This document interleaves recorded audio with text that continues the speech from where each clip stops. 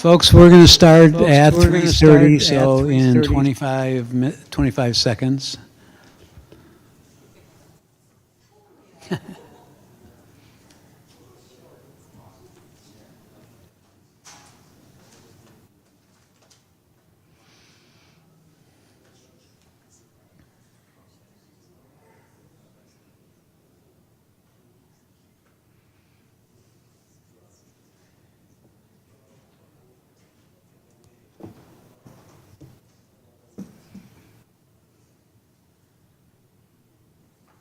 All righty, good afternoon. I'd like to call the Soltrans Board meeting to order.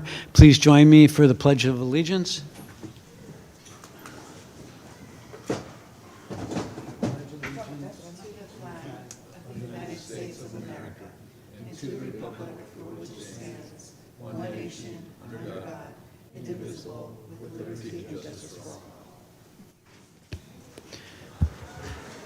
Madam Clerk, can you confirm a quorum, please?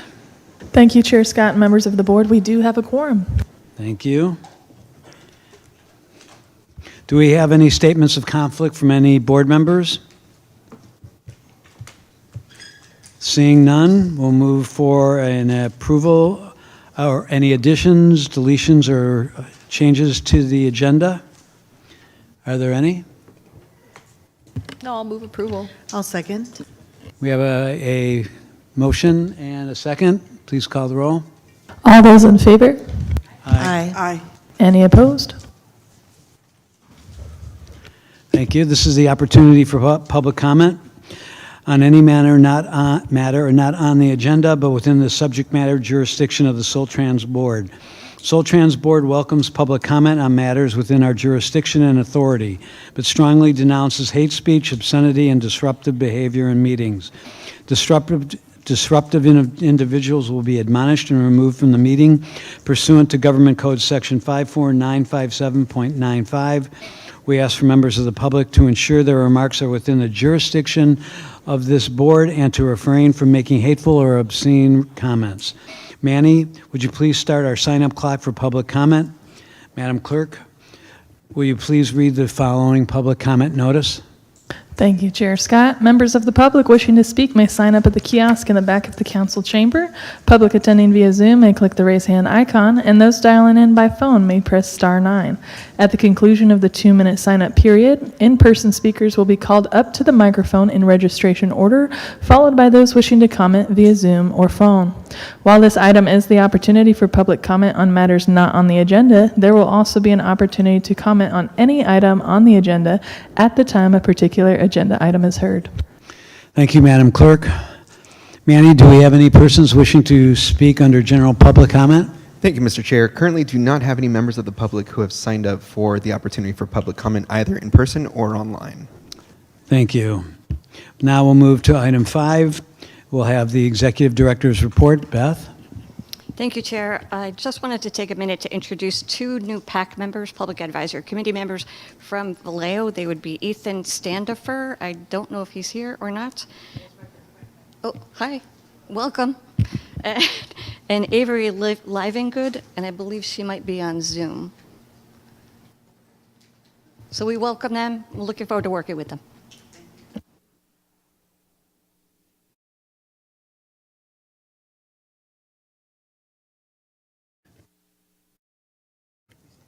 All righty. Thank you.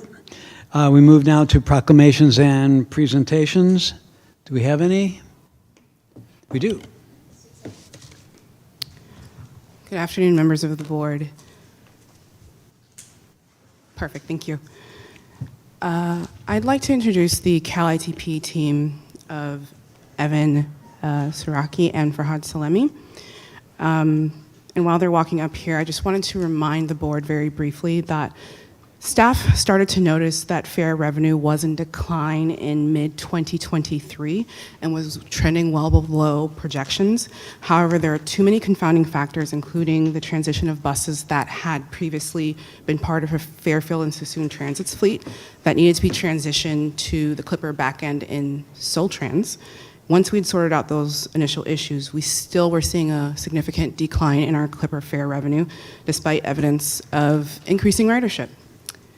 Staff performed a preliminary analysis on the Clipper data that could help isolate what we were seeing, primarily because Cubic would not engage with us the issues that we were seeing until we could prove that they existed, as well as that the issues lay within their system.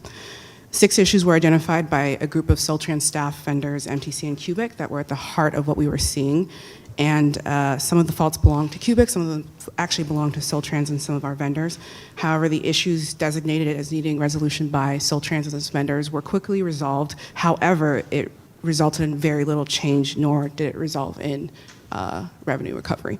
It was around this time in November 2024 that we then discussed it openly at the board meeting, and the board requested that staff fully investigate all fare revenue losses, not just the Clipper fare revenue losses, and asked that an in-depth analysis be before and provided. Cal ITP is here this evening to present the results of their investigation. I just want to clarify that it is only for the Clipper fare revenue. Staff is still looking and investigating the additional fare revenue losses through our fare box system, and what we can take from that, we will come back and provide to the board at a future date. Before I hand it off to Evan and Farhad, I'd like to make one more, two more statements. The full report is in the packet. You can read in detail. They're going to provide you a summary, and that's what they're going to present tonight. And last but not least, at this juncture, at the juncture in which Cal ITP was brought in, we had already taken several steps to mitigate the issue. We already talked to MTC, talked to Cubic. We're already getting some revenue recovery, but not covering all of our revenue recovery loss. As a result, the data being presented does not represent the worst of the revenue losses we saw or are still seeing. So, Evan, Farhad. Thank you. Malcolm. Board, thank you for this opportunity. I'd like to thank BISI for bringing this to our attention. A little bit of background about us. My name is Evan Soroki, and I am the Transit Data Quality Branch Manager at the Division of Data and Digital Services at Caltrans. We partner with transit agencies across the state to try to assist them with improving their use of technology and data. And this particular project for us was of interest because we could help out a transit agency and potentially have a kind of analysis of technology systems and fare revenue data that could be replicated at other transit agencies in this region and potentially elsewhere as well. So next slide. So in our report, we'll try to be somewhat brief here. We'll go through sort of the problem definition, some of the implication of that, and I have with me today Farhad Salemi, that is in my branch, that performed most of the data analysis and will speak about some of the findings that we observed through our analyses. So to define the problem, we had noted from Soltrans staff that there was a significant fare revenue losses associated with Clipper transactions in particular. A lot of these were arising after the implementation of the C2 system. And there are potentially multiple reasons that technology can fail, and we tried to take a look at as many aspects of the ecosystem as we could in our analyses. But the core of the issues seemed to be resulting from cash transactions that were occurring on express routes. And what was occurring was the Clipper system, for some reason, was defaulting to the local fare instead of what should have been a express fare.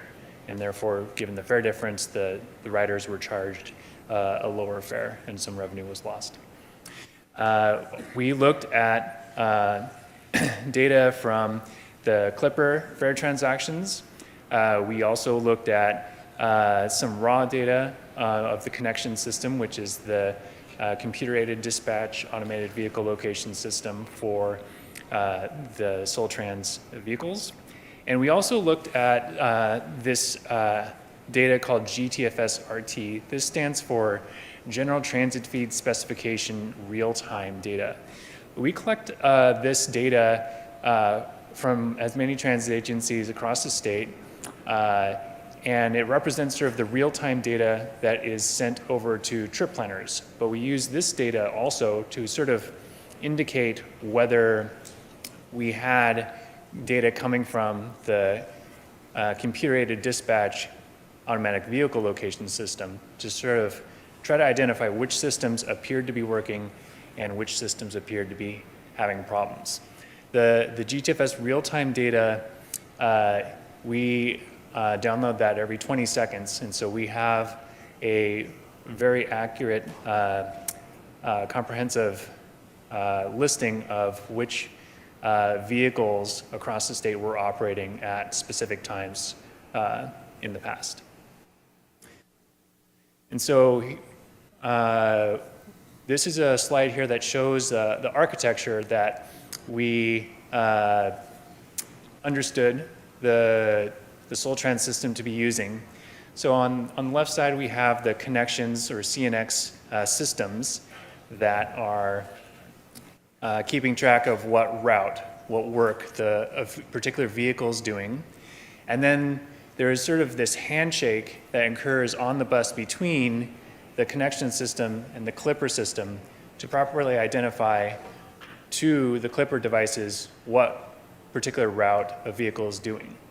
And so we tried to identify and look at data about, the handshake that was occurring. We tried to look at some of the logs from connections, some of them from the clipper system, but this was inadequate, and we weren't able to receive it due to the limited availability of it. It was difficult to obtain since some of that data is lost after a vehicle gets powered off each day. But the data that we did obtain, we did have the GTFS real-time coming from the connection system that was able to identify, to the best of our knowledge, that the connection system appeared to have record of a vehicle. And then we also had the system logs and fare transaction information from some clipper data as well. And so we kind of combined those two data sources to try to identify where these problems of fare revenue were occurring.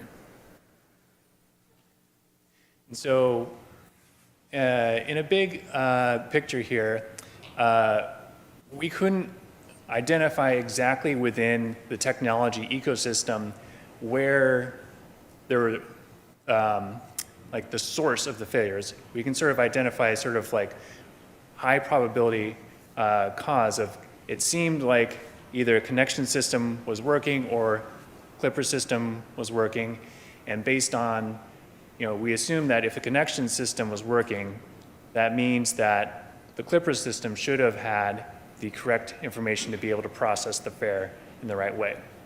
And so at a very high level, we saw that, for example, during November of 2024, 83% of cash fare transactions did appear to be valid. They had a correct route information. And then 17% had some problems with that. And of those, 3% we did not have information about what assignment a vehicle was doing from the connection system. And then the other 14% we did have information from the connection system about what the vehicle was doing. And for some unknown reason, the clipper system indicated that there was no route information. And so I'll hand it over to Farhad for a more detailed explanation of what that means. Thank you, Evan, for that part of the presentation. I was told to talk fast because of the shortage of time, so I just want to go over that very quick. I have categorized the reasons for these fare collection problems in the left side under connections. As he mentioned, he described it well. There are two main reasons for miscalculation of fare revenues. The first cause was through connections problem that did not have the trip and route ID. And then the second one was clipper. And he described it as far as which percent was due to connections and which percent, what was the percentage of clipper problem. So we can go to the next slide. In this slide, we break down that information which was presented in the previous one to the bus level. This is calculated only for vehicles that are on express routes, because this problem only impacting the express buses. But we had the same one for regular buses. We did not include it in this. In the express buses, as you can see, for majority of the buses, starting with number 5, for majority of the buses, 20% of the transaction had problem. 80% of the time the transactions were correct, calculated with correct route information, route and trip information with no problem. Less than 20% was problematic. And as you can see, out of that 20%, in majority of the cases, the problem was with a clipper system. The clipper system is the darker blue. On the side, there is a legend that describes what is happening with the colors. So the clipper system was responsible for majority of the problems. The connections have minimal problem, as you can see in some of the buses. Like in bus 5059, we had 28% connections problem and 5% clipper problem. But the thing which was noticeable in this graph is for bus number 5116, during whole month of November, that express bus had 0 transaction with the correct calculation as far as fares. 100% of the fare transactions were calculated erroneously by wrong information. Basically, there was no route number for that, and all of the transactions were calculated as a regular, although it was an express bus.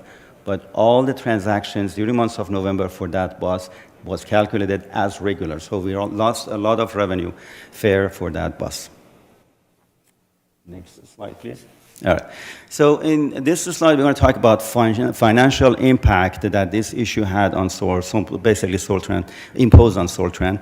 On the left side, you see a graph that shows, this graph is only calculated for express buses. It shows during months of November, we collected 4,700 out of the express buses, and as he mentioned, I have to indicate this amount is only for e-cash.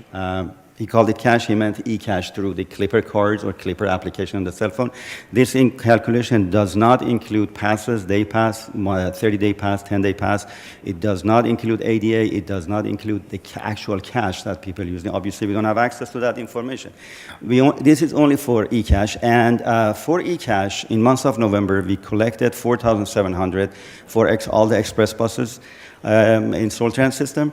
What we should have collected, if this route problem, if this issue that happened after the upgrade, what we should have collected if this problem wasn't there, it would have been $12,000.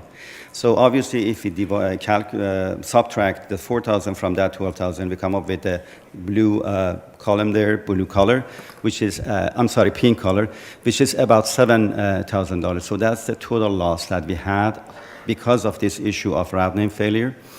And on the right, the graph shows the total revenue out of express and regular. This is for all the buses, express and regular. The total revenue for months of November was $64,000.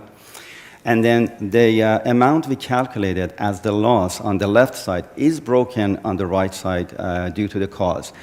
Out of that $7,000 that we calculated to be the loss for months of November, 1,200 was due to dispatch, Soltrans dispatch problem or CNX problem, and then 6,000 of it was for due to Clipper system errors. So in majority of the cases, the problem is with Clipper. And I have to indicate the CNX basically problem that, as you can see, it's minimal. That's pretty much normal for majority of the transit agencies. Because one of the reasons for that is when the bus goes out of the coverage of the cell phone, if there is an outage in the cellular communication that happens, GPS equipment they can go down. So that's kind of normal to have 1%, 2%, 3% of the fare loss because of that. But the other one, the 5,900 is completely abnormal. The CNX bus is not supposed to have any kind of loss as far as fare revenue. But in this case, because of this upgrade, the other systems like Cuba, for example, or Init or Little Pay, the other competitor of Clipper, do not have this kind of fare losses. We haven't seen that fare losses with the other systems. So this is pretty much end of this. I just want to focus on the right side. The problem happened after the C2 upgrade started. I think it was in April of 2023. Unfortunately, we didn't have access for that information at that time. The earliest information we had was for November 23, like 4 or 5 months after the upgrade happened. And as you can see, after this upgrade, we had 50,000, 59,000, I think, for revenue, and then there was $16,000 revenue loss because of this issue due to the upgrade. The thing that was kind of rewarding when we were looking at this result, it shows that, as you can see, the slope is downward when we go toward future in these ones. When we get to January 25, at the beginning it was 16,000, but toward January 25 it's only 2,000. So we were very optimistic that the problem is resolved due to collaborative efforts by multiple companies, including Soltrans, basically employees. But the thing is, we were told eventually that it was only temporary because although the problem was mitigated by that time, but we were reported by the Soltrans representative that in April 2025, March, April 25, it went up to be 15,000 again. So the solutions that Clipper offered was only temporary. And then the other part, the left side, we just added it in there, although it's not related to the topic we're talking about, which is the upgrade, Clipper upgrade. But we just want to compare the revenue we had before the COVID. February 20, December 19, January, and February of 20, it was about 130,000. And now, 4 years after that, when we get to the November 23, we haven't been able to get there yet, although the lockdown is 4 years past, but we're still suffering from that, and that doesn't have anything to do with this issue. It has so many other issues, like which is going to be shown in the next slide, please. So the summary, the last slide. As we mentioned, Soltrans experienced significant fare loss due to upgrade, which happened in Clipper system. And the main reason, one of the reasons anyway, for that was the missing route name. The route name or route information, route ID was not transferred to was not present in the fare calculations. The main reason for route name not being there was because of the connection failure between Clipper and connections. And we think that the reason for those connection mismatch was because of Clipper. Actually, Clipper accepted the responsibility of a majority of those connection losses. In November, as we presented, there was 17% of the transaction encountered this problem. Out of that, 3% was attributed to the connection system, and 14% was because of the Clipper problem. The joint troubleshooting by Soltrans, connections, a lot of constituents here. Soltrans, connections, MTC, Cubic, CalITP a little bit, mitigated the issue temporarily, but eventually, as I mentioned, the problems are still there, so the investigation is still going on. We're hoping that the problem goes away faster.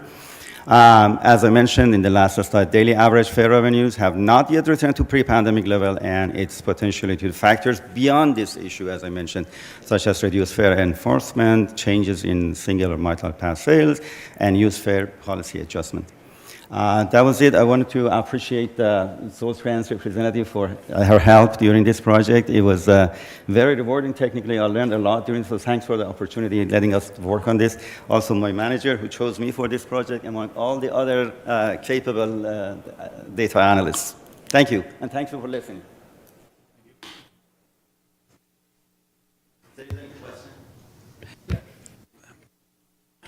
Before I open it up to questions, I do have a question for the chair, or for the executive director. Did MTC make us whole on the losses? They made a payment. I don't recall the amount, BC. They made a payment for the initial Fairfield and Sassoon transition for those buses that were missing up to about, I think it was about $150K if I remember correctly, and then they told us they were out of money. Okay. If this continues, will Which it they is. potentially continue making us whole or close to whole? We continue to tell them. So far, we have not received any additional funds that I'm aware of, unless I've forgotten. Okay. This last month, or this is June. Oh, no, yeah, May. We lost about 15,000. Right. That's the end of the sentence. Not to make an editorial comment, but we were forced into Clipper 2 after a suggestion that we made to move to open loop, and MTC said no. Just to remind everyone. I'll open it up to questions, and then I'll come back. Mayor Soares? Yeah, thanks. I'm kind of on the same lines. I mean, I do like to see that it's decreasing. That's a good trend. It sounds like we're well aware of this and we're able to get data closer to real time about the losses rather than, having to deal with it months later. But I mean, yeah, what is our mechanism for trying to follow up and get resolution? And it sounds like it's MTC and it sounds like it's not going the greatest. We have not received any restitution since June of 2024. Okay. Whenever there is an upgrade, we've had to roll back the last 2 software upgrades. So it's not even that it's necessarily trending down, it is trending in whichever way the wind blows. Okay. Whose responsibility is it to fix the technology? After we prove who the fault lies with, Right, and that was what this study is showing us? yes, in which the majority of the time it's Clipper, it falls with Cubic to fix it. Okay. That's frustrating. Thank you. Mayor Hernandez? Yes. Quick question. Is there an opportunity to be made whole, I guess you could say, retroactively? So if now we've identified some amazing work, I was really fascinated with the data that was being produced. We have identified that most of the fair loss revenue is from Clipper. How do we keep Clipper accountable to the revenue loss, and can we do so retroactively? And that's a question in regards to, it's a 2-part question. One of it is collaboratively, like we know and we understand and we're trying to fix it and they can fix it, and can they fund retroactively? The second one is legally. Can we legally do to say this is not an appropriate use of a device, this is a vendor, and Soltrans should have a legal opportunity to recoup those losses? I'll answer the first question and let Bern answer the second one. It's literally issue to issue. So for this last one where we lost 15,000, there's a possibility. We don't know if it's going to be the whole amount or a portion of it, but we basically just tell them each month we see significant loss and hope for the best. Ms. Curry? Yes, legally, I'd have to go back to the actual agreement with Clipper. Sorry. That we have with regards to Clipper. My suggestion would be is that we send a letter and say, these are the losses, please can we have a discussion with regards to options going forward and make us whole in the meantime. I think that's a really great recommendation for us to take, consensus on. If, I'll move that as a consensus item for consideration.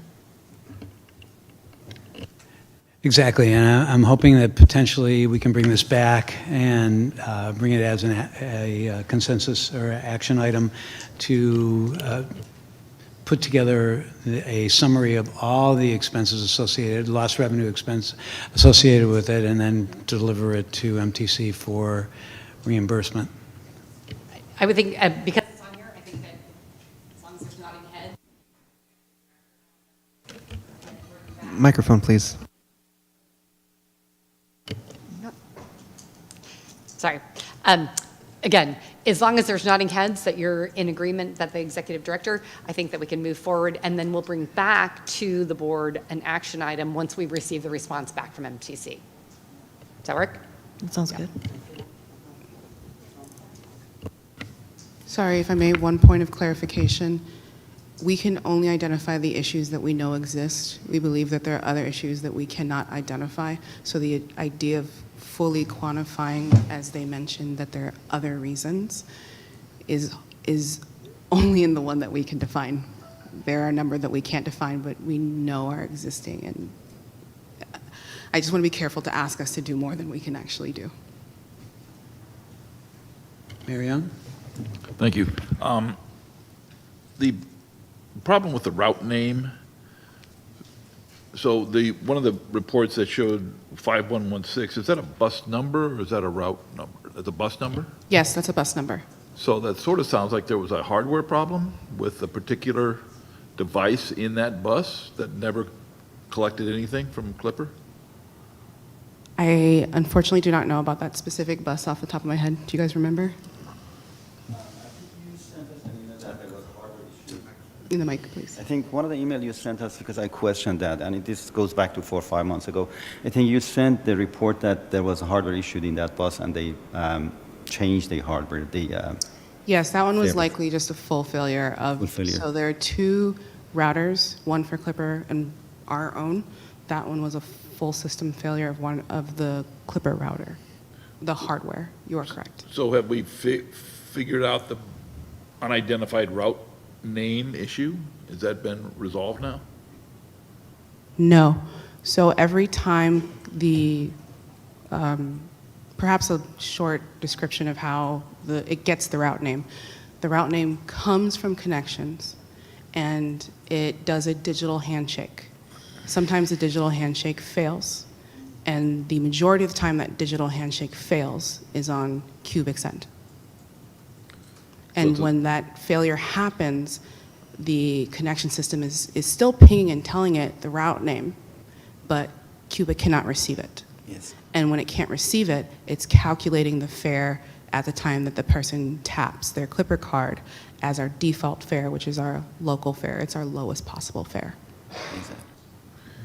And did I hear you say that you're through, you're Caltrans, right? Yes. And that you have a GIS system that shows where all the buses are at any particular time? Did I hear that right? Yeah, we have a big data platform where we collect publicly available data that is submitted sometimes to trip planners, but we also ingest it for planning purposes and technology and data quality analysis purposes. So wherever it is available, we collect that, and we have collected probably over 900 of these feeds from across the state, or about 200 transit agencies. And is your data available to us, or is it proprietary?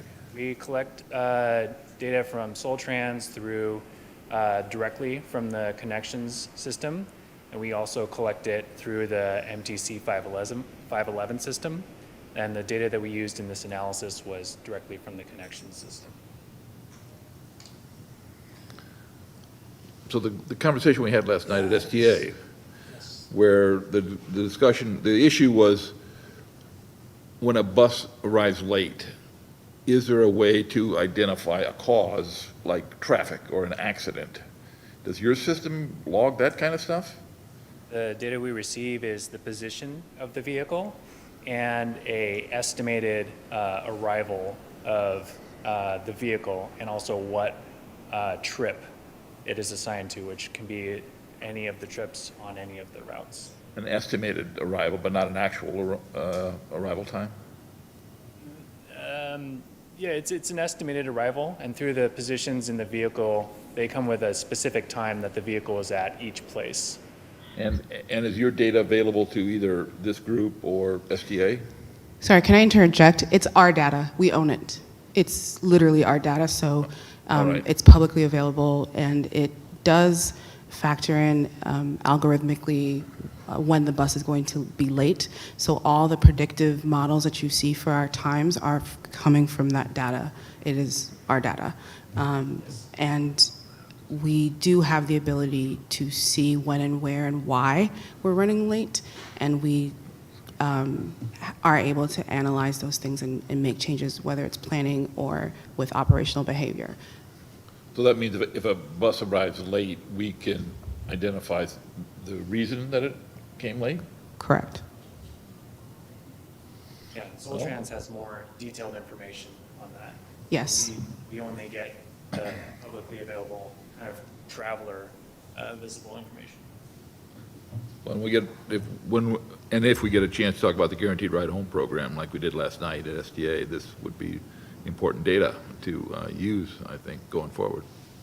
Thank you. Yes, and just to further on that, we did note last night in the conversation that we do have access to the GIS data, and that's how we were able to track those missed trips and which ones were on the green and which were on the red line. But I didn't know how in-depth we had, so that's a great tool that we'll be able to use. You can say accident or Yeah. traffic or Right. whatever. Thank you. Thank you. Excellent presentation. Great data. Manny, is there anyone wishing to address public comment? No speakers at this time, Mr. Chair. No? Okay. So this is an informational item, but I think we've given direction, as Bernadette noted, to the executive director to collect a summary of the amount of potential recovered income, revenue loss, and we'll move forward with that. And now we move on to item 6B. This is the employee recognition. I'd like to invite Marie Sneed to the podium.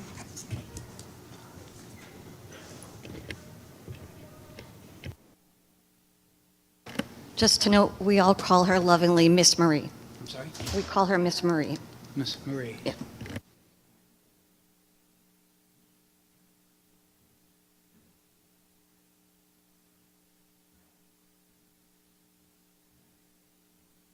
I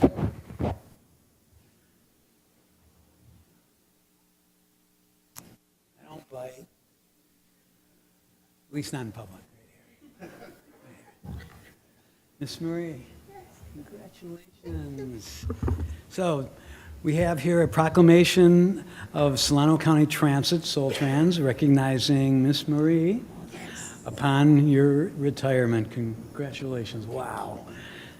It's going to be fun. That's why I'm retired and I'm having lots of fun, as you can see up here. Whereas Miss Marie has served the city of Vallejo and Soltrans as a bus operator for a combined total of over 19 years, and whereas Miss Marie has exhibited exceptional service demonstrating unwavering commitment to safety, reliability, and excellence, and throughout her tenure has maintained a perfect driving record free of preventable accidents or incidents, reflecting her exemplary attention to detail, risk mitigation, and professionalism, and where Ms. Marie has consistently demonstrated extensive route knowledge and superior on-time performance, serving as a model of operational excellence and dependability within the organization, and whereas Ms. Marie is widely known for delivering outstanding customer service, consistently creating positive experiences for passengers and fostering trust and comfort within the company, and whereas Ms. Marie is recognized by peers and passengers alike for her professionalism, dedication, and strong work ethic, serving as a role model to her co-workers, and co-workers affectionately refer to her as the mother of all drivers. What would that be? M-O-A-D. Mode. For her ongoing support, including preparing meals, sharing snacks, and nurturing a positive family-like environment in the workplace. Therefore, it is proclaimed on this 12th day of June 2025 by the Governing Board of the Solano County Transit, Soltrans, and Soltrans does hereby express sincere appreciation and gratitude to Ms. Marie for her dedication and achievements as a transit operator, and does congratulate her on the occasion of her retirement and wish her the best in her future endeavors. Congratulations. Would you like to say something?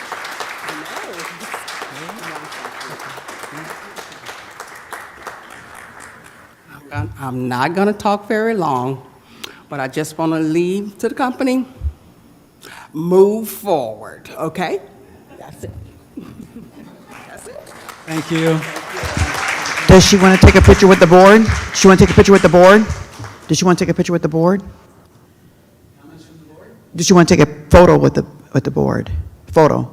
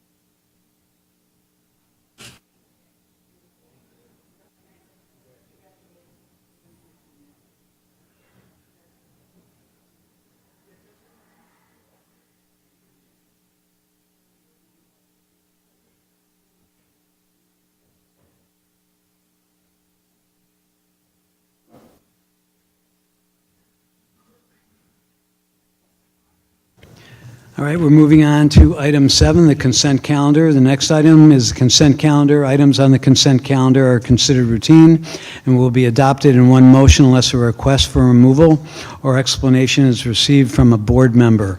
Items removed from the consent calendar shall be considered immediately following the adoption of the consent calendar. Do we have any persons wishing to comment on the consent items? No comments at this time, Mr. Chair. Thank you, Manny. Do I have any board members requesting to remove any item on the consent calendar? I'd like to make a motion to approve if no one does. I'm sorry? I'd like to make a motion to approve it if no one does, and I have a comment. Okay. No one? Okay, we have a motion to approve all items. There was no comment on any of the consent calendar items. Do we have a second? I'll second it. Okay, please call the roll. All those in favor? Any opposed? No. Motion passes unanimously. Thank you. Moving on. Moving on to the regular calendar, we have action item 8A. This is information technology restructuring. We have a PowerPoint. There is no PowerPoint, but I will hopefully make this very brief.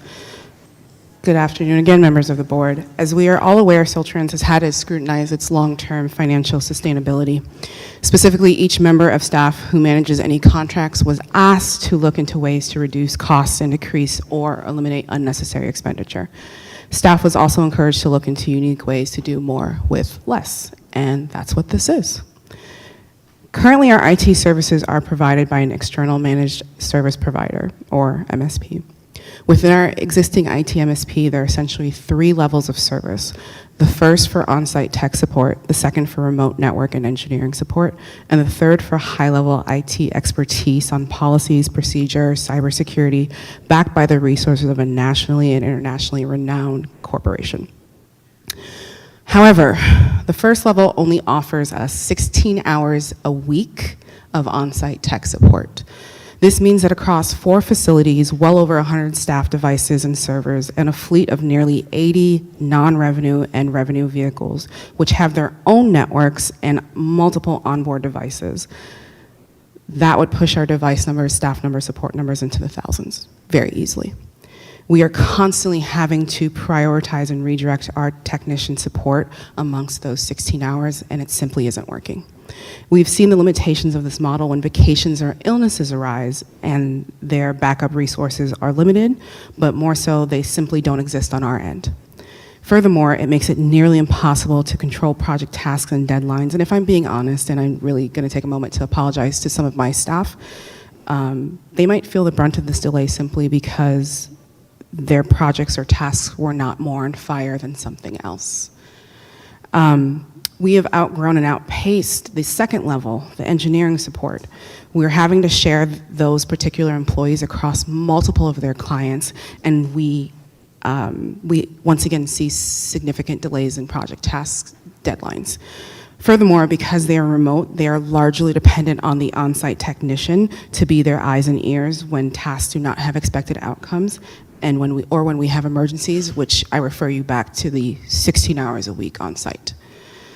The highest level of support remains a boon to us, but it also is a reflection of the fact that this level of support does not typically impact our operations and daily function.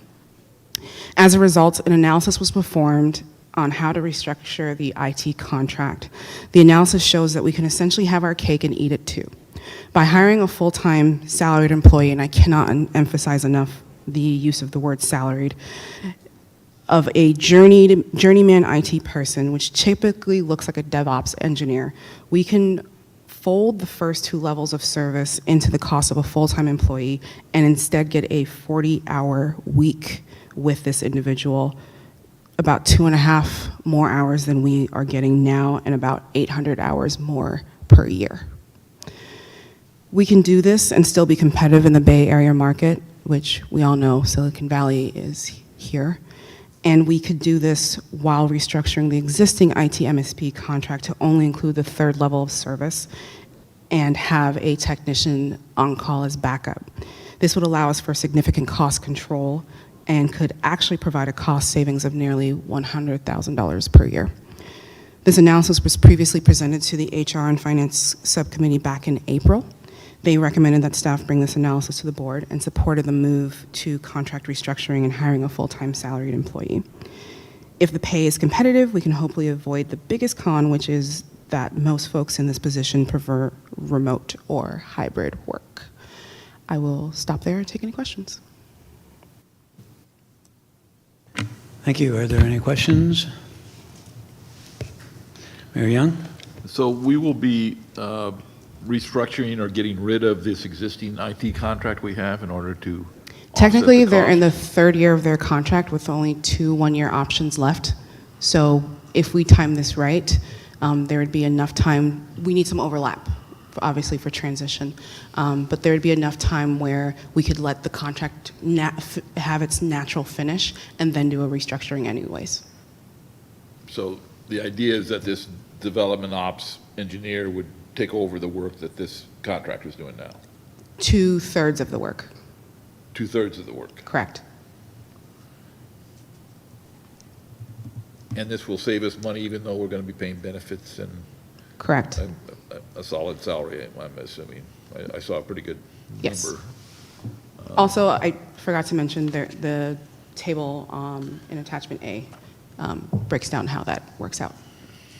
And so are you asking us to also authorize a new position? Is that part of this? Part of the Yes. motion? Okay. All right, thanks. I'd like to expand on that for a moment. We recognize that IT services is probably one of the most growing needs of an organization, especially with the changes in AI, et cetera, and the ability to function at a much higher level of learning of opportunities of how the business is growing and where the business should be going. While we are adding a person where it looks like it's somewhere in the $150,000 range. We recognize that over a 5-year period or so, with benefits increasing and salaries increasing, et cetera, the $100,000, do I have it right that it's $100,000 savings by reducing to 2/3 of the contract to using our own in-house service. After about 4 or 5 years, we're going to get to a nexus point where it's going to cost more because of increases in salary, increases in benefits, all of that, that is going to overcome the savings that we have. So we're asking for a full-time equivalent, yet we know down the road the savings that we're getting now are most likely going to be negligible potentially 5 years down the road. So I just want to make sure that as we look at adding a full-time equivalent, we recognize that we're using money from savings from a consulting company, adding a full-time equivalent, and then taking those savings, but it's not like banking that money. Sorry, let me clarify that the total cost of the contract as it is now would pay for that full-time employee, would pay for the contractor, and then there's still $100,000 left. It's not that we're taking the savings to pay for that full-time salaried employee. If we were, then I would be telling you it would be more like $250,000 in savings. Okay. Yeah. Thank you. Any questions? No questions. I support this. I appreciate the analysis and thought that went into it. Thank you. So is there a motion? Yeah, I can move the approval. We have a second? A second. Motion and a second. All those in favor? Aye. Any opposed? Motion passes unanimously. And thank you for bringing this to us. Thank you for that research. It's just important to recognize, on the scale as we get to that intersection. You're very Possibly welcome. could happen. Thank you.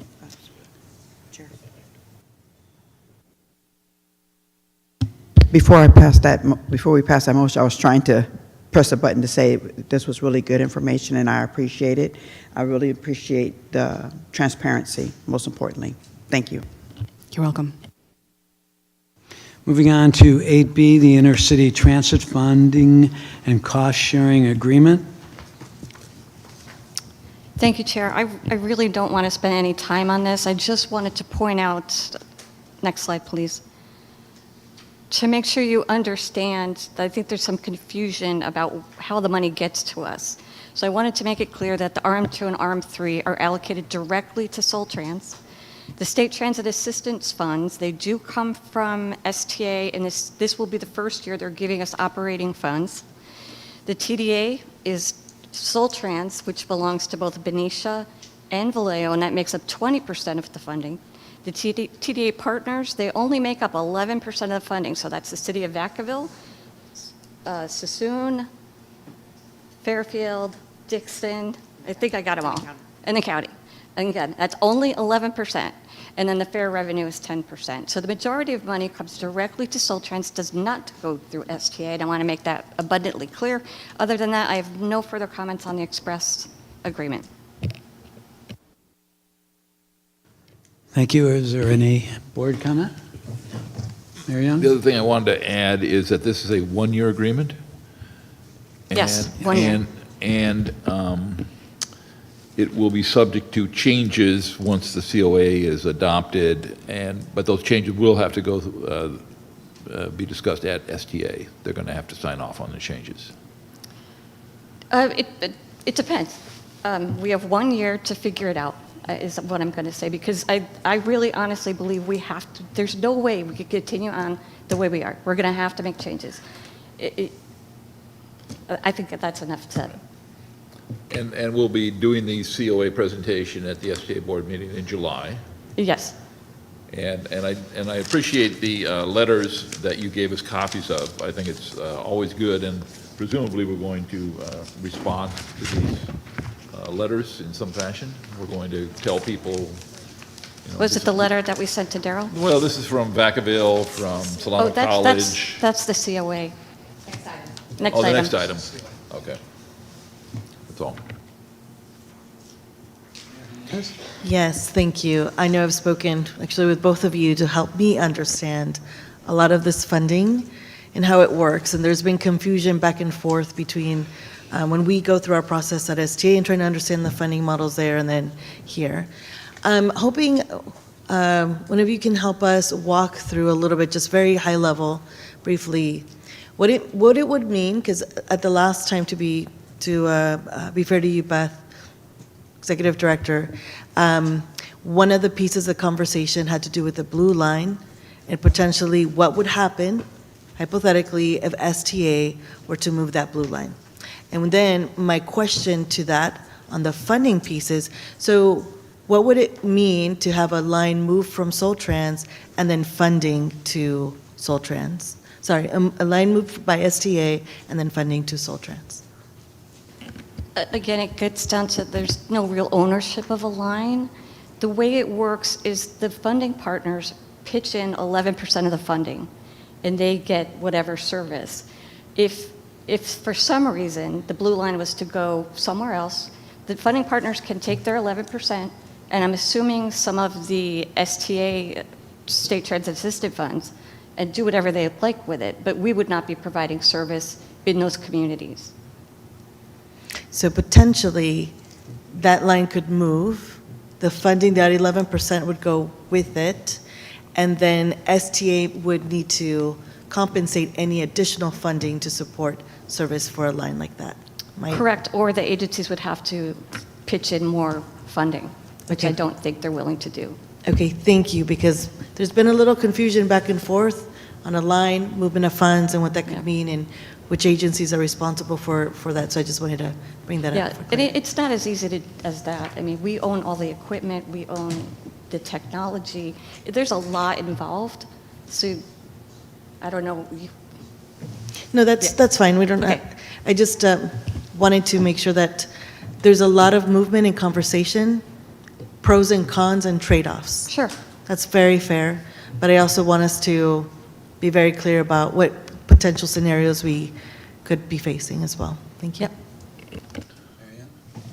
Thanks. So the TDA from Benicia and Vallejo, which represents 20%, that's not evenly split, right? There's more from Vallejo than there is from Benicia just because you get more. Yes. But there is a figure that represents the amount for Benicia. Yes. I think it might be helpful if we said, okay, well, for Solano Express, we have the yellow line. And the yellow line means it only has, X numbers of riders per day or per week. And for that, we are contributing all of our TDA, understanding that it's also doing the school hopper and some, other minor stuff. But for Solano Express, I think it would be helpful to have a comparison on what does Benicia pay in terms of TDA per rider or per, that versus what does Vacaville pay? If they're splitting 11% between 4 cities, Yes, they're paying a lot less per Yes. passenger than we are. that's correct. And I think that's worth putting down in writing somewhere. Okay. Mayor Soares? Can I was going to make one other suggestion, and I'll follow up on this because I don't want to, I think I'm comfortable approving this and kind of moving on and dealing with the COA piece, but I think I would be curious to know if you have the Solano Express costed out by the cost of each line. That I think would be helpful too, and maybe to do some review and decide how and what that would look like to present it, because I think, to Mayor Young's point, what the data he was talking about is useful to kind of compare the contributions and takeaways, and obviously you can't isolate a line to say, oh, this line benefits this city, because the whole point is that it's inner city. But there are also lines that have a lot more riders than other lines, and so we might be spending a lot more per rider, and we have that data.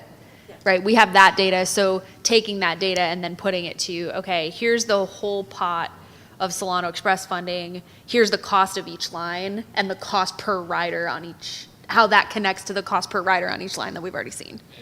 And then how it connects to the contributions from each city. Because I think with Vallejo, we had the whole, well, we are 50% of the, yeah, everything comes through here, we're a huge portion of the riders, but we pay a lot more in. We pay, a good chunk of the funding is from the cities, is from Vallejo. I would love to see that costed out to see if it comes out about equitable, if there are any issues we need to think about as a group.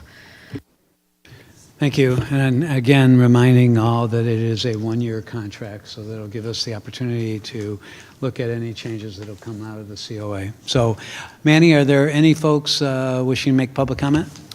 Thank you, Mr. Chair. Currently, we do not have any speakers on this item. All right, thank you. All right, is this call for a motion? Yes, is there a motion? I'll move approval. And a second from Mayor Young. Please call the roll. All those in favor? Aye. Any opposed? Motion passes unanimously. Moving on to item 8C, the System-Wide Comprehensive Operational Analysis, otherwise known as the COA, the draft concepts, and this will be presented by my neighbor, Mandy Renshaw. Proud neighbor. Thank you, Chair, members of the board. Today I'll be presenting on the feedback we received from the COA public comment period that closed at last month's board meeting. This presentation is just a summary of the feedback. In your packets, you have a more in-depth summary, an executive summary, and then you have the raw comments from all members of the public and stakeholders that we received throughout the public comment period, which I believe is 48 pages. I apologize, but it's a good read. Okay, so the overall comments by mode, we received 765 comments in all. Those were in the survey, in person, and over the phone or on our website. Of those comments, 266 of them were local related, 465 were Solano Express related, and then we did have a number of comments that asked for a bus stop in a certain location or a bench or maps or something like that. Well, those we can receive all year long, but they were a part of this COA comment. And then completed surveys that we received were 456. And next to you on the right there is a breakdown of those surveys by mode. What did we hear back? Who did we hear back from? So the majority of the feedback we received was 51% was related to the Solano Express lines, and then 34% was related to the local service, and then there was 15% of the feedback we received were riders that ride both on local and the express service. The majority of the feedback that we received were current riders, people that are using the system right now, that the system works for them right now, whether it's the schedule, whether it's the stops we go to. That was the majority of the feedback. We did receive some feedback from people that don't use the system at some of our outreach events that said, oh my gosh, yes, if you were going to Concord, I would now be able to use the yellow line. That would work for me. So the majority of the feedback that we received, and you'll see in the report and in the long list of feedback, were current riders that we are proposing changes to the current system that works for them, and that would affect their travel and how they use the system now. All right, so our consultants gathered all the feedback, and then they took every single comment and assigned it a sentiment, whether it was negative, that's your red bar on there. The comment was not in favor of the concept, did not like it, and then we broke it down further into the, you'll see later in the slides. Positive, which is the green, they liked the concept, they liked the idea of it, the stops or the proposed concept, or the feedback that we received was neutral. It did not affect their travel, they're okay with it, it doesn't matter, it's good with me, go ahead and do it or don't do it, it doesn't affect me. Clearly, you can see on there what really were the points of contention for the public. The Route 4, the Route 5, the Route 8, the blue, and the green line we received. The negative really outweighed the positive of what we were proposing. And so I'm going to, in the next slides, kind of break down what we heard from the Route 4, 5, 8, blue line, and green line riders. All right, so for the blue line, for the Route 4, the biggest feedback we received, the most comments we received were really about the coverage. That the proposal for the Route 4 was to be eliminated due to lack of ridership. But the feedback we received was that this route is important. It has important destinations along that corridor. People are riding it to get to the hospital, to get to social services, to get to what was the other one along that line? To be able to transfer at Sereno Transit Center, or they live in the neighborhoods along Tuolumne. So we heard that. The next was the access to the jobs and healthcare, again going along with the coverage if the route was eliminated.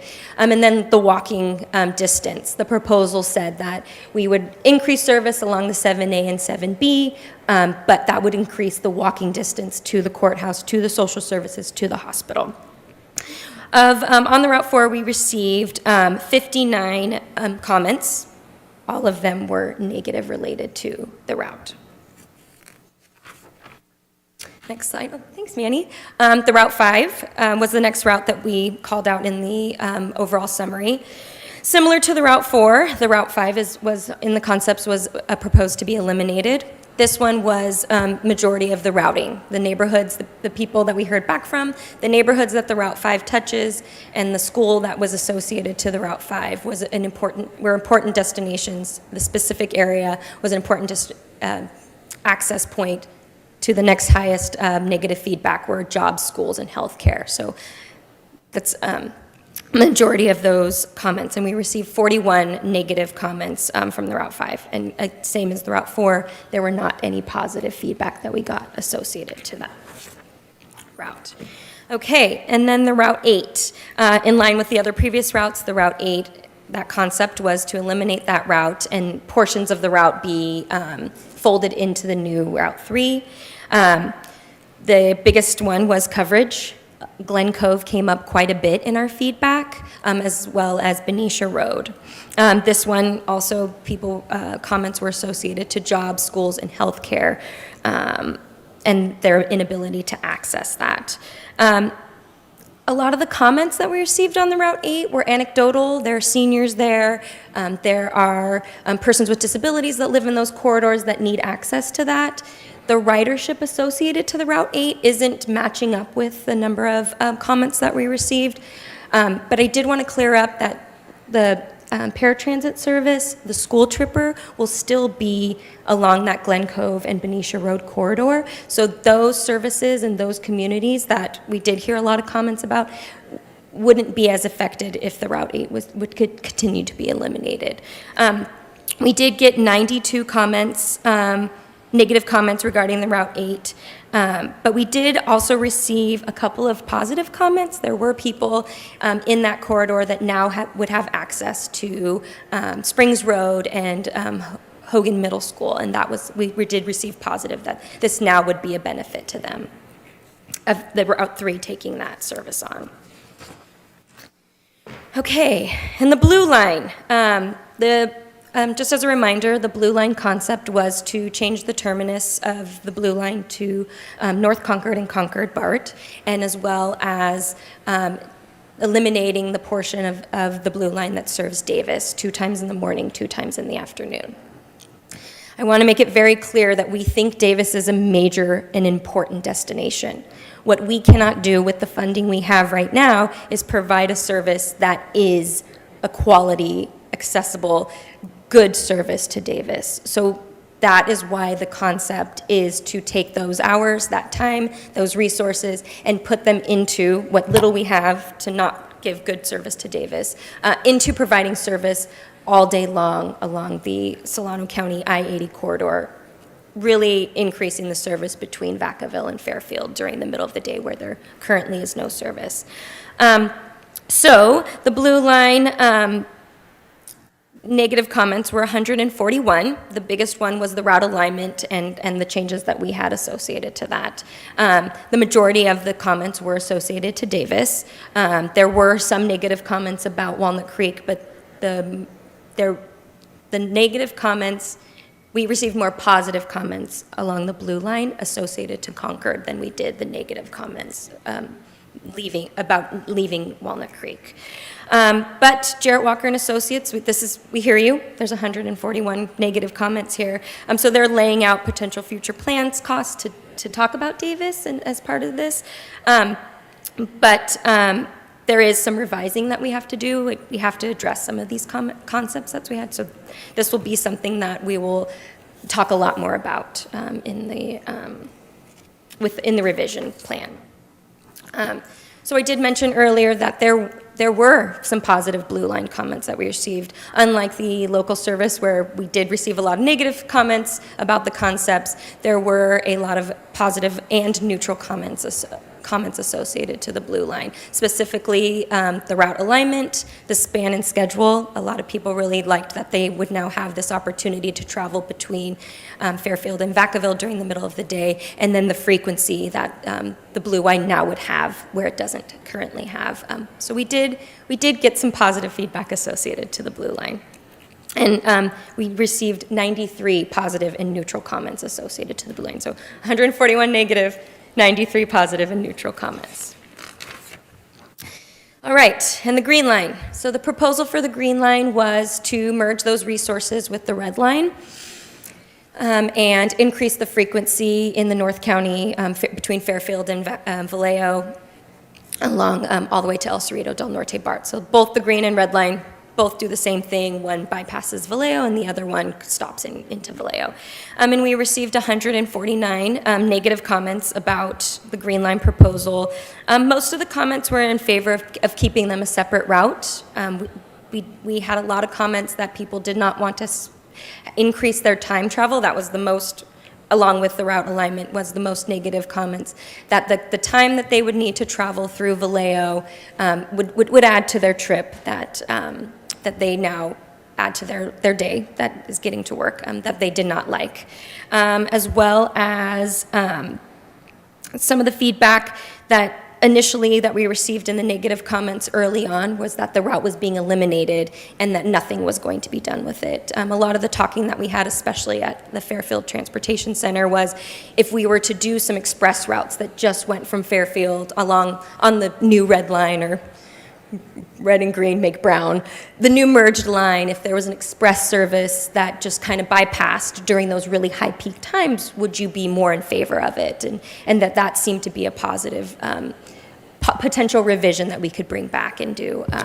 So the early initial comments that were negative were kind of misunderstanding that the green line was just being eliminated and that nothing was going to be done, and that the red line getting that increased service was not associated to that increased service in Fairfield as well. We did get 22 positive comments about the merge of the green and red line, specifically associated to that connection, more opportunity to connect to Vallejo. And then there were a few comments of people that are traveling from Vacaville on the blue line that now would have a better opportunity, better transfer opportunity at Fairfield Transportation Center to go from Vacaville to Vallejo, which that connection, because both routes align with the BART schedule, there isn't a clean connection. It requires almost a 45-minute to an hour wait at Fairfield Transportation Center because one line comes in right after the other line has just left. So you have to wait almost a full hour before you could catch a red line to Vallejo, connecting from the blue line. Okay, so next steps.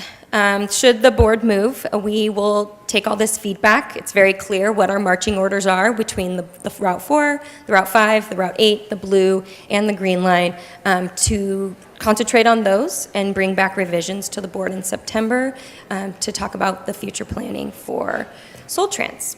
And with that, I'm happy to answer any questions. Thank you, Mandy. Excellent data, excellent presentation. I think that for me, the summary was, if there was a surprise in there, it was that coverage was more important than frequency, which was kind of a surprise in the sense that weekend service, later hours was not as important as the coverage.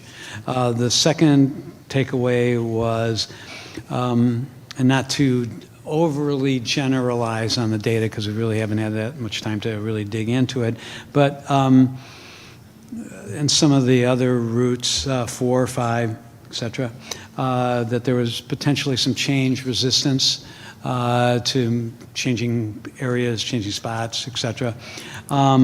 And probably could make this statement and not being insultive, but people like it the way it is but want more. And unfortunately, we're facing a fiscal cliff, and the reason why we're even doing this exercise is to look at ways that we can continue to meet our mission of serving as many people as possible in as most convenient a way as possible. So I'm done with my proselytizing. Mary Young? Well, I know this is not the time to get into the specifics. Right.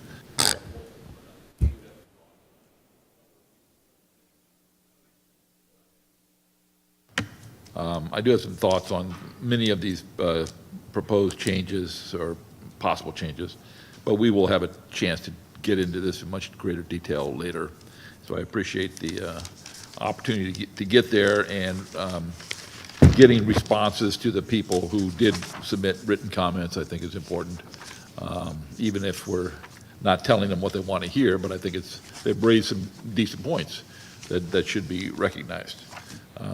So the process, I know that July we go to STA and make a presentation. Is this presentation going to be part of that?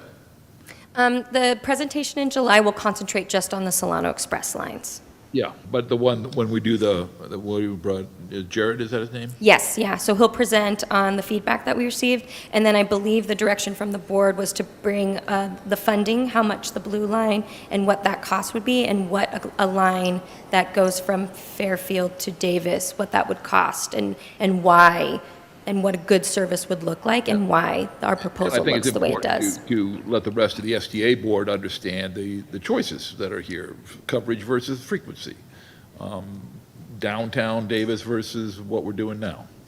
Is that possible? If so, why not? If it's not possible, why not? Those kind of questions are going to come up. Yes. Thanks.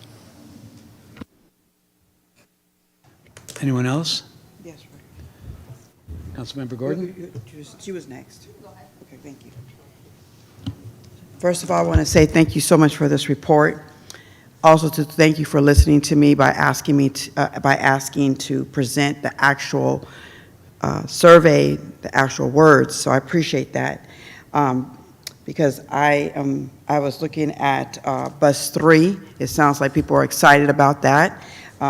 We got, 11 comments on that one, so I'm happy that that's working well.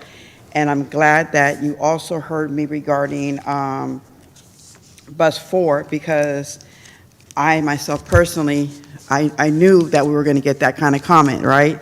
Like the one on page 122, this route should be at least a routine on weekdays, peak commute hours, since it is the only way for people to get to Vallejo Courthouse for jury duty by required time of 8 a.m. Have its schedule modified. The better connection with SB Red Line would be a recommendation, I'm assuming. A person coming from Vacaville or Dixon for jury duty currently must leave Vacaville on the Blue Line at 5:15 a.m. in order to make it to Fairfield to catch 82 or the Red Line, arrive around about 6:40 a.m. at the VTC and wait 50 minutes for the first route 4 departure from the VTC. And of course, a lot of them said, do not get rid of this route. And the one that got my attention was, don't stop this route, but don't stop 4. We need it. This is the worst one to cancel. You can't cancel services to the hospital and then have them walk 10 minutes. What the heck? Can anyone walk that large, especially if you're the age of 45? It's insane, especially when you have health issues, at least combined with other routes to have other routes to go to the hospital. And then I want to read one more that stood out to me regarding one of my concerns was, let me see if it's in the next page over. It was referring to need Route 4, essential for medical ADA passengers, essential for health, the county health facilities, only the route service to, the only one that goes to Sutter Health. And most of them, like I said, was like, Whoops, I'm sorry. Go ahead. carrying groceries can be a challenge. Another one mentioned about walkers, wheelchairs, and can be a challenge. And supposedly the Route 4 is a major link for senior citizens between medical, social service, cultural services, and the age range. Makes more accessible is available to these locations. So you can read them on your own, but I just wanted to highlight those as being the challenges. So I appreciate you doing this data and being transparent. Thank you. Mayor Soares? Yeah, thank you. I'm not going to repeat what's been said. I want to thank you again, Mandy, for what has been just such a thorough process and a really transparent process and honest process, where I think we're really able to get into those conversations about trade-offs. And I'm trying, as I think about this, I came onto the board in between the first round of outreach of the riders and now this round of outreach, and I'm trying to balance, and I think we will all need to balance, and the STA board looking at Solano Express are going to have to balance. Yes, we got negative comments on this proposal, but this proposal came from really robust outreach and feedback from riders in the last round of comments. So we can't just go, oh, we got a bunch of negative comments, this was a bad idea, because like, well, no, we got all these comments before that led us to think this was a good idea. And I think our task is going to be to try and, from a values lens, go, what are those ones that are non-negotiable?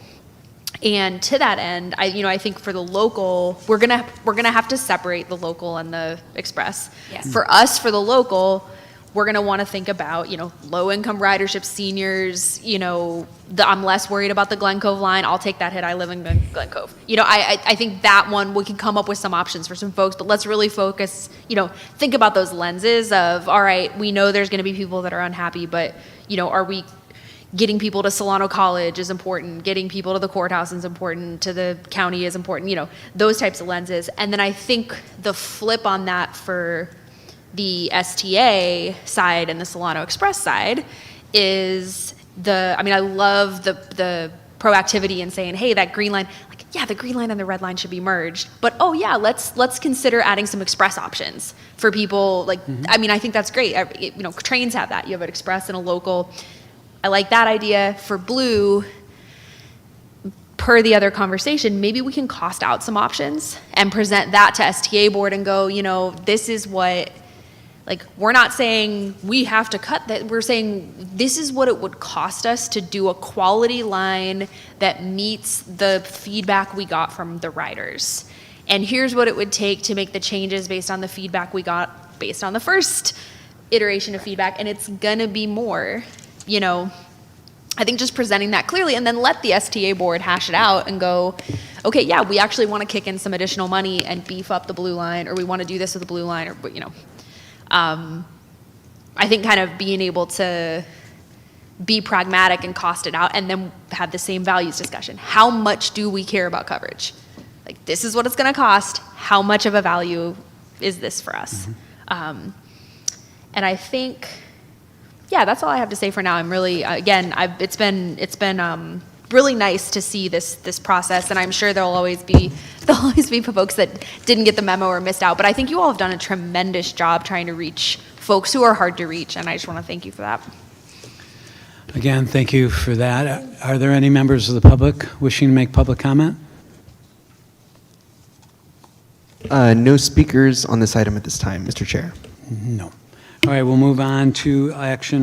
There's an action here. Is there a motion to give direction to move the information that we have all imparted to Mandy and staff? Is there a motion to move this forward? I'd like to make the motion to move it forward, please. Motion and second?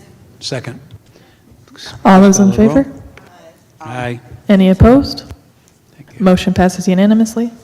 Thank you. We're moving to the non-action informational portion of the agenda. We will now have the system performance report. I think that's Ron. All right, good evening. Next slide. We're going to go over productivity, what and how much service was provided. That'll be covering trips and hour-based metrics along with ridership and passenger metrics. Next slide. So here's a snapshot of our monthly ridership for May. And we have our May ridership. Why is my slides aren't matching? We have ridership year to date, and this is for by mode. Yeah, all right. And let me find my page here. Okay, trending ridership for school ridership. We have a 58% increase from last year. Next slide. Trending express ridership. We have so far I've seen a 6% increase from last year. Next slide. And if our ADA ridership may have seen a 2% increase from last fiscal year. We noticed that ADA is not following a seasonal trend and cannot be predicted. However, we are monitoring paratransit and trying to dig deeper and get a better understanding of our ADA ridership. Next slide. Here's our monthly productivity. So far, productivity stayed the same or increased for all modes, with local at 11%, school at 52%, express at 6%, and ADA at 24%. Next slide. This is our express productivity. Productivity is measured as passengers per revenue hour, and load is the maximum amount of passengers per round trip for the route in the month of May. We're hoping to increase the productivity on these routes with the upcoming COA. And missed trips as scheduled trips. So for missed trips, we had, there was 18 for local and 3 for express. And just to highlight for express, we had 1 red and 2 greens that were missed, and those kind of run on top of each other. So we missed a red, and they had a green coming, missed a green, they had a red coming. So 3 missed trips on the express side. So It was almost as if they didn't miss anything, but still at the same time, we're not trying to miss anything. I just wanted to highlight that. Overall, missed trips in May decreased by 55% since last month, from 47 to 21%. We're continuing to work with our contractor to bring this number down by investigating reasons for missed trips and providing mitigations. Our contractor, they've been working on their attendance management and getting that together with their operators, and they've been making some strides here in the right direction, so hopefully we're continuing going that way. Next slide. We're looking closer into missed trips by routes, and we can see that local routes as a whole decreased by 23 trips, more than 50%. Next slide. However, looking closer into missed trips by routes for express, we can see that missed trips have gone down by half, decreasing to 3 trips. And we're going to cover on-time performance and verified complaints. So trending punctuality, local on-time performance has increased from last month. However, on-time performance has generally been trending downward since February. We think this may be underreporting the true time performance as a result of a disconnect between our systems and the drivers, as there are a handful of cases where drivers are not following the assigned routes. And we are continuing to work with the contractor to address this issue. And these are the verified complaints. Verified indicates that these are valid complaints as identified by evidence in data and/or video cameras. There were 36 complaints in May, a 44% increase from last month. So safety, we're going to discuss accident metrics. So there were 3 additional accidents in May. 2 were preventable, 1 non-preventable. Preventable means something hit us, and non-preventable means we hit something. So meaning that preventable means that the operator missed a point to where they had an accident and it's counted as preventable because of their training. So they have training that exceeds your basic drivers that are on the road. Next slide. Any questions?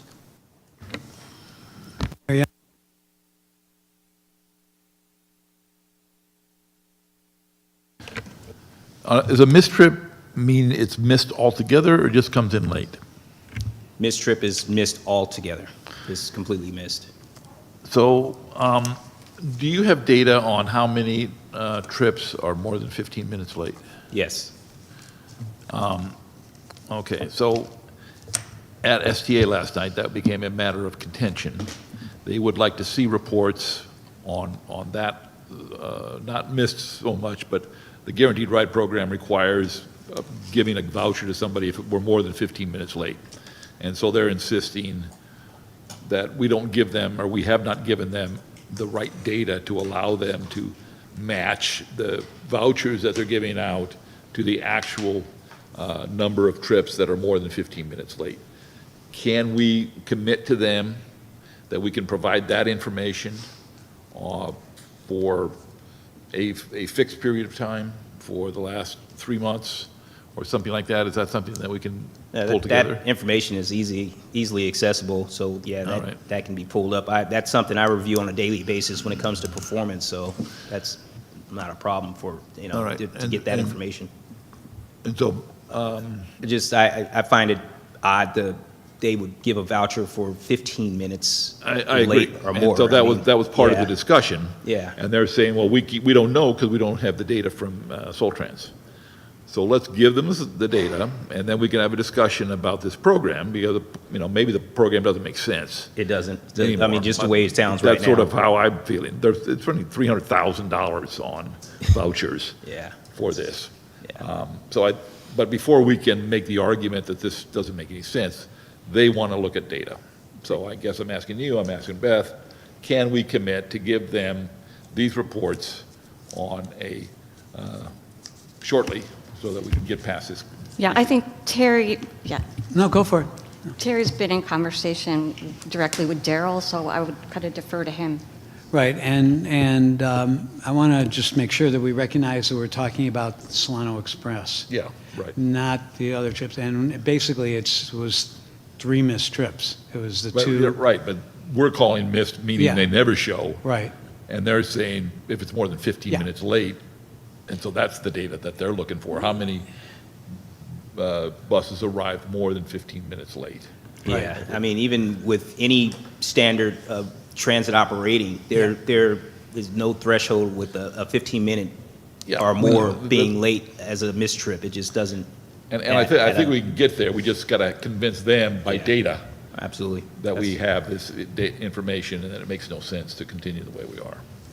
Yeah, it seems like a lot of work, but we have the information, so I'll continue talking to Daryl on that. But let's get them something. But we'll get them, absolutely. And we gave them, just, for the record, we did give them data, and it took quite a while to get some data back. But that's not our point. The point is of us giving them and fulfilling that part of the request. So we'll continue. Is there anyone? Mayor Soares? Yeah, you took my question. I think it was a natural question we were all going to ask after last night. I want to verify that the accident data is comparing us to last year's to date, right? So we're doing better than last year. Yes. Just wanted to confirm that. So that's good. Obviously, we want it to be zero, but this is very good news that we're trending. Yes. Fewer than last year. Yeah, on the missed trips, if you could send that to us just so we can be informed too and trying to push on that conversation, because I think some of the ride home is, just trying to help people out. If for those, we have to have a conversation about is the ride home program, guaranteed ride program, the goal to compensate for late buses, or is it just to provide a service to our high need community members who need to get somewhere? And the data will help us parse that and then figure out is this the amount of funding or any funding that we want to put into this. So thank you. Mayor Hernandez. I do have a quick question. Is there an average data point, whether it's time or frequency, of how often the buses need to stop at the truck scales that delay their route? That hasn't been an issue lately. Our last stop at the scales was in March. So we did come up with some internal resolutions to decrease the frequency of this happening, and it's been working out. So it's not much of a problem right now. Thank you. It's good to hear. Thank you. All right. Please. Thank you. Can you share with the internal solution that you have? We have a head sign that's set up where if an operator is going to a specific location, like let's say Vacaville or Fairfield, I forgot which one we decided to set it on, but I think it's Vacaville. As long as it has a head sign and doesn't say not in service, they will not get pulled into the scales. They're not going to pull a bus that has a head sign active going to a location or with passengers on the bus to do inspections. Thank you. And so I thank you for that. I'd like to ask a question on slide 13. If we can go there, please, Manny. Thank you. 13. I guess it's 13. Yes, page 13 for me. I got page 50. Yes, local. Thank you for that. Yeah, it's 13 for me. So I know this is March, and I know that you've already conquered a whole lot, and I'm glad, but I noticed that April is still 9. I see March is 9 for bus 3, and I see April is 9. I don't know what May is. We'll get that data next time, I'm assuming. What's happening there? Do you know? There's a lot of factors that could take role in this, and that's operator. Sorry, that's the bus that runs every 30 minutes. So I think in a dispatcher's mind, you could miss one of those. So that's the one they say, there's just more 3s than anything else. You're looking at me because I'm looking at you like, can you explain a little bit more, please? Route 3 runs every 30 minutes. Uh-huh. So there are more Route 3s in the system, more 3s that run than any other line. It's the volume of the number of buses. Everything else runs hourly. I see. So it's less painful. Okay, okay, if that good. makes sense. Yeah, our Okay. system's typical frequency is 1 hour, so that's why it's easier to miss a one and try to fill something else. So why do we count it then? Because it doesn't look good for data purposes, but it makes sense now, but why do we need to count it then? So that way it doesn't be a negative against you all, because I know, again, this is, as you know, one of my concerns, because this was a problem. And so when I seen that made me nervous, like I thought we was gonna be working on this, but why count it then? Is there anything we could do about that? Yeah, I mean, it has to be counted. Maybe put a notation by it, asterisk, and then put on the bottom as a footnote, this Yeah, is not the actual data that we are assuming that we're seeing, so it doesn't look negative against you. Maybe it's just an idea. Yeah, we could probably put an asterisk or with frequency in there just to give a bigger picture to everyone that, maybe it's not really such a high number as it really appears. That may be a good idea. Thank you so much, and I'm happy to see that April drop down, and I can't wait to see what May and June will look like. Thank you so much for that. Just clarification, it is April and May. No, oh, Right here. no, I'm not seeing it on mine. April, May. Oh, so I must be on, that's why I said my page it says, it only has March. I see now here, yeah. Mine's I'm looking at here just only has March and April, just so you know I'm not incoherent. No, that's okay. All right, thank you. This was an informational item. We'll move on to 9B quickly. Oh, no, you're looking at that's Express Miss, right? That was Express Miss. I was talking. Let me go back, just to clarify, just so we're not assuming anything. So Express Miss has March and April. The local one, I only see March and April, but no May. Okay. Yeah. Yeah. Thank you.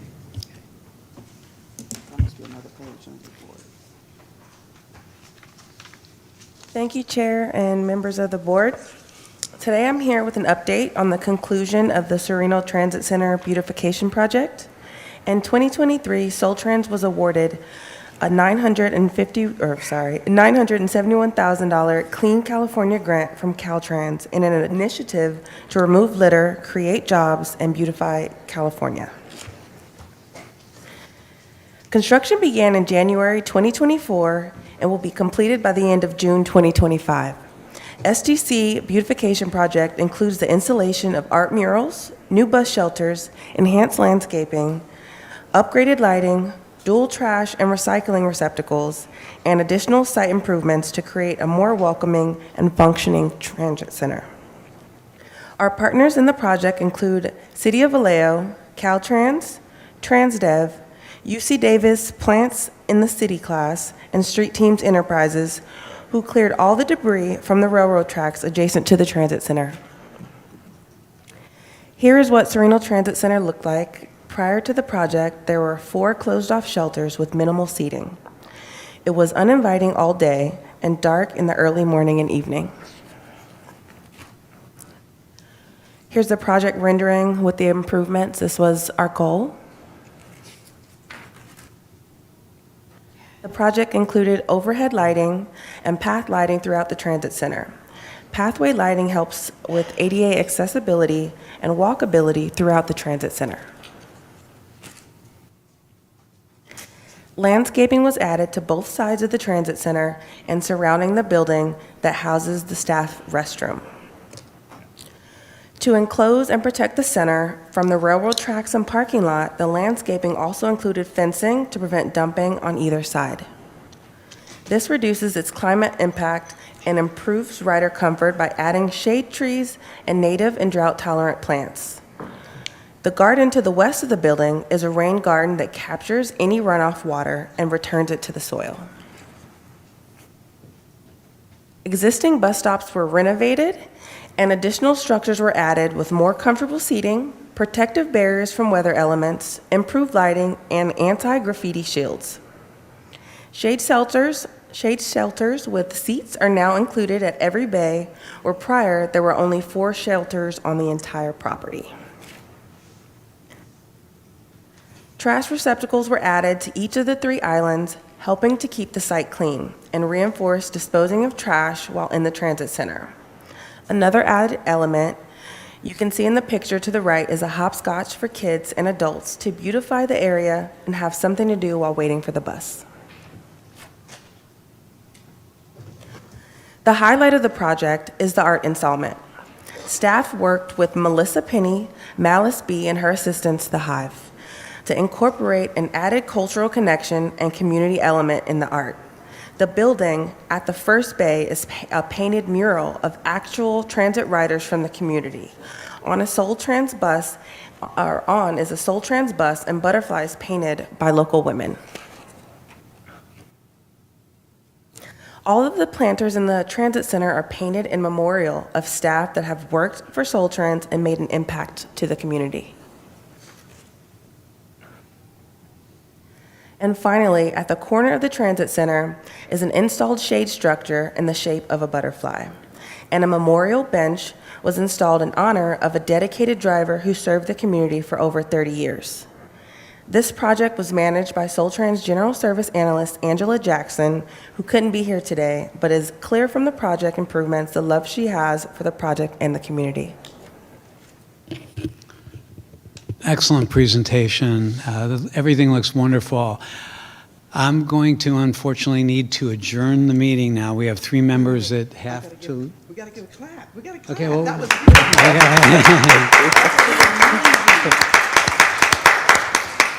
Thank you, and we'll pick up the more clapping and more thank yous at our next meeting. Thank you.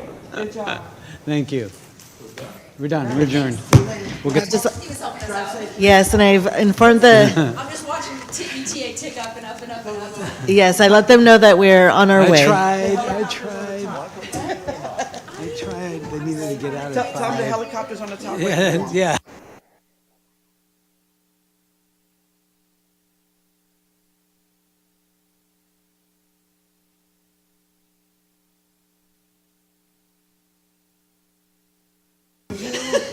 I genuinely would right now.